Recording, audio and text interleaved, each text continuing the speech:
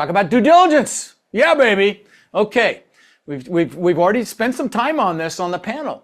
Okay. So you've got to have a comprehensive due diligence checklist. Okay. The key is you want to look under every stone. Okay. You want to make every phone call that you need to make. You need to call or visit every county office. Okay. Because you don't want to dabble in this. This is the important work. Of course, you're going to do the empirical work and look at the numbers, but this is how you don't make a mistake, when you do that piece and you do this piece, okay? So here's what we're talking about. You're going to call the Chamber of Commerce if you haven't already. Now, chances are, when you've picked a market, you should already have called the Chamber of Commerce in the Economic Development Office to find out what's going on there. Ask them what businesses are moving in, moving out. They'll tell you which ones are moving in for sure. You have to pry the ones that are moving out from them. But it's important for you to know that, right? Because jobs are the most important thing.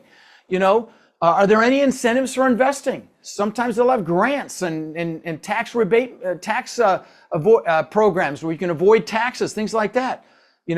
Any new major employers coming in, they'll definitely know that. But again, you should already know this before you start putting offers in, right? And this is why we have our warriors do like an area presentation, so that you already have that done before you find a deal. Okay, you're already doing that homework. Okay. Now, you analyze the neighborhood on spot crime and things like that. But once you're under contract, you get your butt out there and you go check it out, right? You get in a car, you drive the neighborhood. Ask yourself, would I want to live here? What are the jobs like around here? Would I enjoy living here? Is there anything to do? Is there public transportation nearby? These are the kinds of things you ask yourself, right? Where's the closest grocery store?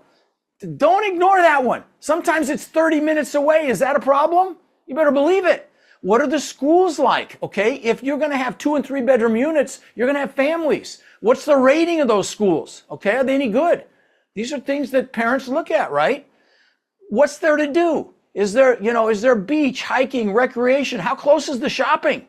Okay, these are all super important questions. Are there movie theaters nearby? People want to have a life, right? So these are the things you look for. This is common sense stuff, but you can't avoid it. You gotta really look into this stuff. What about safety? Okay, go there at 10 o'clock at night and see if there's a bunch of characters hanging around and cars going in and out, like drug traffic. Okay, would you feel safe collecting rents? Right? Again, go to spot crime. You want to do something interesting? Put your home in there and see how much crime's in your backyard. It's going to blow your mind. Okay, there's a lot of crime you're not aware of. But then you compare that to an asset that you're looking at, and you start to get a feel for where the hood is, right? Where you may not want to be. I'm going to suggest you don't go, okay? Life's too freaking short. Now, another thing you can do that's very effective is to call the non-emergency police number and ask them, I'm looking at this property. Have you had problems there in the past? What do you know about this property? Super important that you ask that, and they'll tell you what's going on there, and if there's been problems. And I had to take over the management. I've got a partner issue, and I'd take over the management of a couple assets in Atlanta. The day after I was there, somebody got killed in that place. The other one I went to, there were 2 of them in Atlanta that I went to. The other one, somebody had gotten killed like a month before. Somebody got shot in the leg like a week before. I mean, it's just important stuff to know. That's why you call the non-emergency police number, right? Listen, people want clean, safe, and affordable, okay? And by the way, those weren't properties that I owned. They asked me to step in and help with them. But people want clean, safe, and affordable. When you're driving through, are there clear lines of sight? Or are there places people can get jumped? What's the lighting like at night? Okay, that's when I buy an asset. Here's some of the first things I do. We put in a camera system every time, okay, where you can see the whole complex. We make sure the lighting is fantastic, and we make sure the perimeter is secure. We put in a gate, fencing, whatever it is, okay? Particularly if it's, if it's like a C area or a B area, even a B area, but a C asset, whatever. We perimeter security, if you can do it. Now, sometimes you can't do it, but if you can, you want to tighten that up. Those are the kinds of things we do immediately. Okay. You want to talk to city planning and zoning. Okay. What sorts of violations have there been on the property? Okay. Are there violations that occur regularly? Okay. Like sewer backups or other problems that they know about because there have been violation notices, okay? This is another one. Have any permits been pulled? Have they corrected fire damage they haven't told you about, for example? Here's another big one. Are there any zoning changes coming up that could positively or negatively impact the property? This stuff happens, guys, but here's the big one. Is there any infrastructure coming in? Let's say they're putting in a new sewer line. This happens, okay? But guess who pays for that sewer line, okay? So if you buy it the day before that sewer line comes in, you're paying for it. So does it make sense to call and ask and find out if any of this stuff's happened? You better freaking believe it. Don't get lazy on this stuff, guys. You got to do it, okay? Talk to contractors that have worked on the property. Plumbers, electricians, HVAC, maintenance people. The ones that have actually worked. And this is, by the way, this is when you're in due diligence, you're under contract, you can ask who's worked on the property, and you want to find out what they tell you about it. What are the typical problems they encounter when they're working on this thing? What have they seen? What do they think about the infrastructure, the electrical infrastructure, the HVAC infrastructure, the plumbing? What are their thoughts on it? What would they repair if they owned it? What would they replace if they owned it, right? Is there deferred maintenance that hasn't been done? Have they been cannibalizing HVAC units because they can't afford parts? I can't tell you. I saw this I talk about Shreveport. I dog two cities, Memphis and Shreveport. I bought a 403 unit asset in Shreveport. A partner brought it to us. I think I may have mentioned it yesterday, but they had cannibalized HVAC units for parts because they ran out of money. I mean, I'll talk about that more in just a second because there was a real distinction I made there from something else I did in the due diligence. Okay, now, don't just talk to the contractors that have worked on the property. Find some new ones to talk to. Because sometimes the ones that have been, the tenured ones that have been there forever may mitigate the quality of their work. They may not be that great. So you want to get fresh eyes on it to make sure nothing's been missed, okay? That's another really important tip. Okay, so here's some things that you may encounter, okay? Mold being one of them. Now here's the thing with mold. You don't have to be frightened of it, but the first thing you have to do is you have to figure out what's causing it, okay? Don't try to mitigate it or eliminate it until you figure out what's causing it, okay? Otherwise, it's just going to come back. And so, could be an AC line leaking. That was a big thing at that Shreveport asset because they had what's called fur-in AC units where the blower and everything is inside the hallway ceiling. It's a horrible design, but they're in the ceiling, and if they're just tilted slightly, they leak, and it's really bad.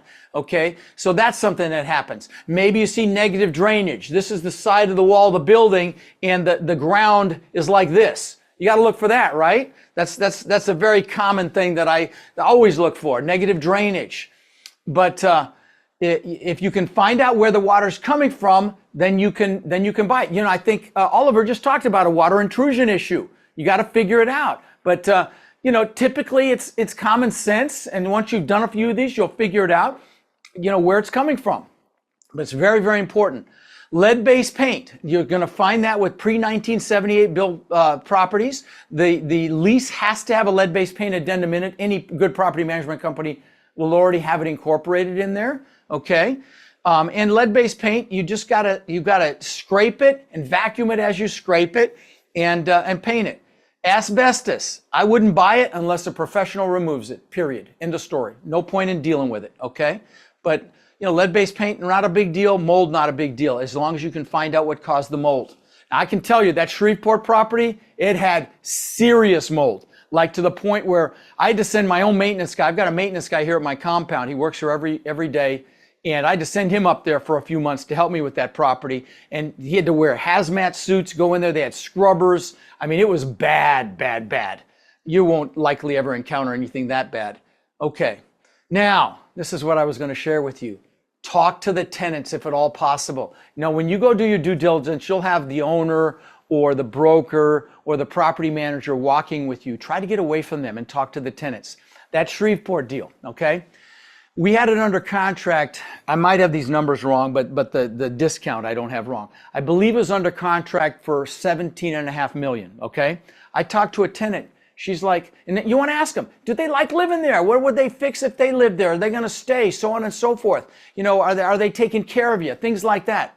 And you can pretend you're looking to rent there. That's the easy way to get them to open up. Hey, I'm thinking about moving in here. Do you like it here? You know, this tenant told me that, hey, are you aware that these buildings flood back here? And we didn't know that. And I called my partner at the time and I'm like, dude, we're out. Okay, I don't want to buy this place. We're out. And then the seller came back and said, I'll take $1 million off. And I'm like, oh, and we did it. And I regret it, let me tell you. And so, this is the one, I think I mentioned this yesterday. I can't remember because I talk about this a lot, but this is the one, a partner brought it to us. They had their own management company. And this is an example of somebody that managed A and B assets taking a C- asset, which this was, and it was terrible, horrible job. And it took me 8 months to get them out of there. And I had to step in and practically live there. And I think I mentioned this, I'm pretty sure I did. And when I took it over, it was grossing less than $100,000 a month. And I got it up to 300,000, thank God. And I found out Charlie actually was in Shreveport. Charlie, who was on one of the panels, told me he drove by there and it was completely empty. They'd moved everybody out. They'd failed completely. 403 units. Anyway, I digress. So, do they like living there? Is it quiet and safe? You know, is there crime? You know, are they going to stay or move? You learn so much from the tenants if you can do that. Okay. Always, always, always use a building inspector or a contractor. I think I've hammered that enough. And if you see any issues at all, suspect any issues with the roof, with the HVAC, with the plumbing, with the electrical, with the foundations, make sure you get an expert that's, you know, a plumber, an electrician, whatever, a GC or a structural engineer to come check it out. Super important. You're going to physically walk every single unit. You should have somebody with a camera videoing or taking pictures inside of every unit. You take a picture of the unit number and then everything behind that is that unit, okay? And that may be the only time you're in that unit for years, okay? And that you shoot the appliances, the counters, under the counters, the HVAC closet, the ceilings, the walls, the windows, everything. You're shooting all that. Now, here's the thing.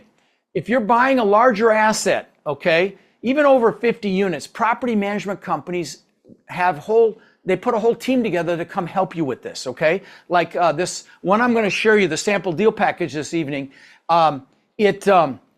We had the property management company had like 5 teams there to walk. It was a 200 unit complex and they walked all the units. They had iPads. They took pictures with the iPads and they rated everything on a scale of 1 to 5 as to, you know, the condition.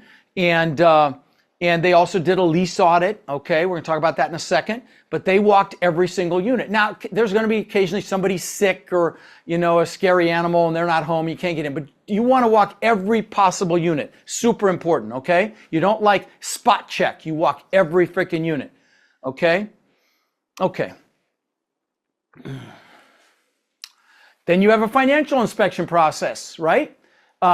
You're going to get the rent roll. You're going to get the P&L. Do they match? Okay. Is there consistency there with how much they claim they had in income versus the rents on the rent roll? And if there's some inconsistencies, they're asked to see bank statements.